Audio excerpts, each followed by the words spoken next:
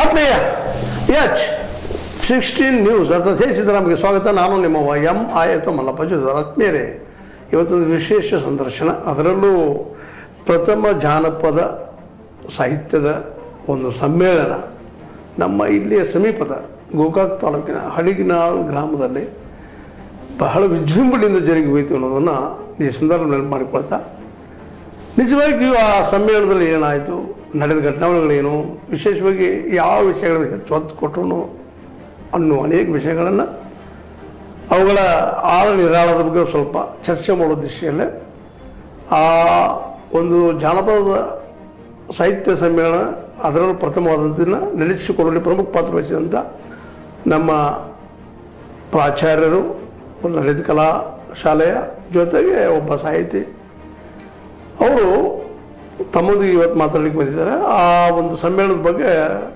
ಸಾಧ್ಯಂತವೇ ಚರ್ಚೆ ಮಾಡ್ತಾ ಇದ್ದಾರೆ. ತಮಗೆ ಸ್ವಾಗತ ಸರ್. ನಮಸ್ಕಾರ ಸರ್. ಆ್ಯಕ್ಚುಲಿ ಅವತ್ತು ಏನೇನಾಯಿತು ಸಮ್ಮೇಳನದಲ್ಲಿ ನಮ್ಮ ಜನ ನೋಡುಗರಿಗೆ ಒಂದಿಷ್ಟು ಕುತೂಹಲ. ಹೌದು ಸರ್, ಇದು ನಮ್ಮ ಅಖಂಡ ಗೋಕಾಕ್ ತಾಲೂಕಿನ ಅಂತಂದರೆ ಈಗೇನು ಒಡೆದು ಮೂಡಲಿಗೆ ಆಗಿದೆಯಲ್ಲ ಸರ್, ಗೋಕಾಕ್ ಮತ್ತು ಮೂಡಲಿಗೆ ತಾಲೂಕಿನ ಅಖಂಡ ತಾಲೂಕಿನ ಪ್ರಪ್ರಥಮ ಕನ್ನಡ ಜಾನಪದ ಸಮ್ಮೇಳನ ಇದಾಗಿರೋದ್ರಿಂದ ಇದೊಂದು ಐತಿಹಾಸಿಕ ಸಮ್ಮೇಳನ ಅಂಥೇಳಿ ಜನ ಮಾತಾಡ್ತಾ ಇದ್ರು ಸರ್.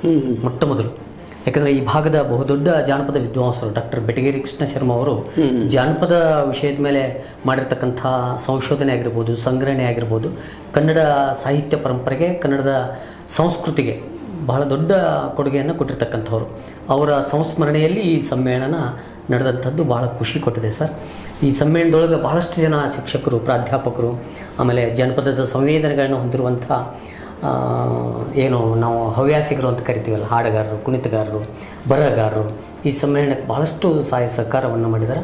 ಜೊತೆಗೆ ಅಧಿಕಾರಿಗಳು ಕೂಡ ಈ ಸಮ್ಮೇಳನಕ್ಕೆ ನೆರವಾದದ್ದು, ಜನಪ್ರತಿನಿಧಿಗಳು ಕೂಡ ಈ ಸಮ್ಮೇಳನಕ್ಕೆ ಪ್ರೋತ್ಸಾಹ ನೀಡಿದ್ದು ಒಂದು ವಿಶೇಷವಾಗಿ ನಿಮಗೆ ಹೆಚ್ಚು ಗಮನ ಕೊಟ್ಟಂಥದ್ದು, ಗಮನ ಸೆಳೆದಂಥದ್ದು ಯಾವುದು ಈ ಒಂದು ಸಭೆಯಲ್ಲೇ? ಉದ್ಘಾಟನಾ ಸಂದರ್ಭದಲ್ಲಿ ಈ ಸಮ್ಮೇಳನದ ಉದ್ಘಾಟನೆಯನ್ನು ಕನ್ನಡ ವಿಶ್ವವಿದ್ಯಾಲಯ ಹಂಪಿಯ ಜಾನಪದ ವಿಭಾಗದ ಮುಖ್ಯಸ್ಥರು ಮತ್ತು ಪ್ರಾಧ್ಯಾಪಕರು, ನಮ್ಮ ಆತ್ಮೀಯರಾಗಿರ್ತಕ್ಕಂಥ ಡಾಕ್ಟರ್ C.T. ಗುರುಪ್ರಸಾದ್ ಅವರು ಸಮ್ಮೇಳನ ಉದ್ಘಾಟನೆ ಮಾಡಿ, ಉದ್ಘಾಟನೆಯಲ್ಲಿ ಕೆಲವು ವಿಷಯಗಳನ್ನು, ಅಂದರೆ ಜಾನಪದ ಕಲೆಯನ್ನು ಮತ್ತು ಕಲಾವಿದರನ್ನು ನಾವು ಹೇಗೆ ಬದುಕಿಸ್ಕೊಳ್ಬೇಕಾಗಿದೆ ಇಂಥ ಜಾಗತಿಕ ಸಂದರ್ಭದಲ್ಲಿ, ಅಥವಾ ಇಂದಿನ ಯುವಜನತೆಗೆ ಈ ಜಾನಪದ ಸಂಸ್ಕೃತಿಯನ್ನು ಹೇಗೆ ನಾವು ಬಿಟ್ಟುಕೊಡ್ಬೇಕು ಅನ್ನುವಂಥದ್ದನ್ನು ಮಾತಾಡ್ತಾ ಕರ್ನಾಟಕದ ಪ್ರತಿಯೊಂದು ಜಿಲ್ಲಾ ಕೇಂದ್ರಗಳಲ್ಲಿ ಈ ಜಾನಪದ ಕಲೆಗಳ ಕೇಂದ್ರಗಳಾಗಬೇಕು ಅನ್ನುವಂಥ ಒಂದು ಒತ್ತಾಸೆಯನ್ನು ವ್ಯಕ್ತ ಮಾಡಿದರು. ಅದು ಬಹಳ ಸ್ತುತ್ಯಾರ್ಹವಾಗಿರ್ತಕ್ಕಂಥ ಮಾತು ಸರ್. ಅದರ ಜೊತೆಗೆ ನಮ್ಮ ಕೆಲವು ಗ್ರಂಥಗಳನ್ನು ಬಿಡುಗಡೆ ಮಾಡಿರ್ತಕ್ಕಂಥ ನಮ್ಮ ಇಡೀ ಏಷ್ಯಾ ಖಂಡದಲ್ಲಿ ಮೊಟ್ಟ ಮೊದಲ ಜಾನಪದ ವಿಶ್ವವಿದ್ಯಾನಿಲಯ ಕರ್ನಾಟಕದಲ್ಲಿ ಇರೋದು ಸರ್. ಅದು ಒಂದು ಭಾಳ ಹೆಮ್ಮೆಯ ವಿಷಯ. ಹಾವೇರಿ ಜಿಲ್ಲೆ ಗೋಟ್ಗೋಡಿಯಲ್ಲಿದೆ ಅದು. ಆ ಕರ್ನಾಟಕ ಜಾನಪದ ವಿಶ್ವವಿದ್ಯಾನಿಲಯದ